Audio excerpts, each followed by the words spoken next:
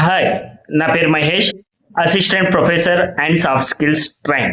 So ఈరోజే EAMCET result వచ్చినాయి. చాలామంది నాకు మెసేజ్ చేస్తున్నారు ఏంటి అంటే, అన్నా నాకు 80,000 ర్యాంక్ వచ్చింది, 90,000 ర్యాంక్ వచ్చింది, 1,00,000 ర్యాంక్ వచ్చింది.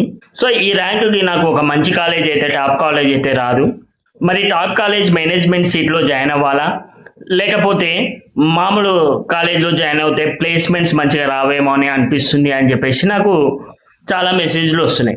సో సింపుల్ నేను చెప్పేది ఏంటి అంటే, నీ దగ్గర డబ్బులు ఉంటే మేనేజ్మెంట్ సీట్ ఎఫర్ట్ చేయగలను అనుకుంటే you go with top college management seat.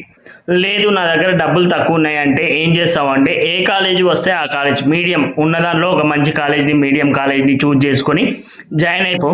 కానీ 1,00,000, 1,50,000 లేదా 2,00,000 మాత్రం పక్కకు పెట్టుకో.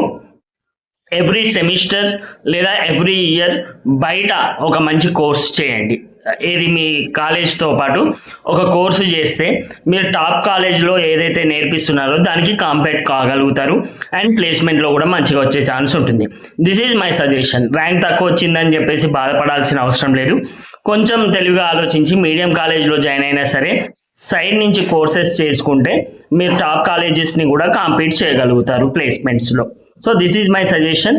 నెక్స్ట్ వీడియోస్లో ఎంసెట్కి సంబంధించిన కట్ ఆఫ్, ఏ ర్యాంక్కి ఏ కాలేజెస్ వస్తాయి, ఇలాంటివన్నీ కూడా నేను షేర్ చేయబోతున్నాను. కాబట్టి మా ఛానల్ని ఫాలో అవ్వండి, సబ్స్క్రైబ్ చేసుకోండి అండ్ మీ ఫ్రెండ్స్తోని షేర్ చేయండి.